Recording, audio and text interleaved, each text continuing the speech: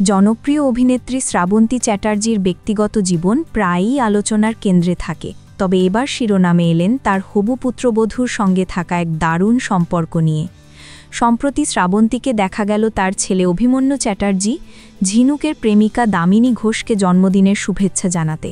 এ সময় তাকে আদরে ভাসান অভিনেত্রী। দীর্ঘদিন ধরে দামিনীর সঙ্গে প্রেমের সম্পর্কে আছেন শ্রাবন্তীর ছেলে অভিমন্যু।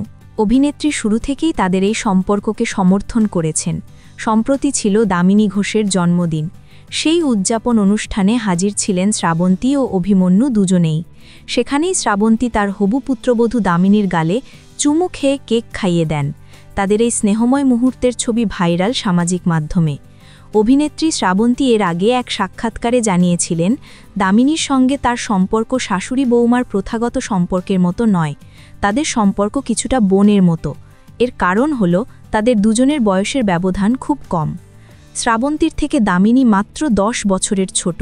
অন্যদিকে দামিনী আবার শ্রাবন্তীর ছেলে অভিমন্যুর চেয়ে বয়সে বড়।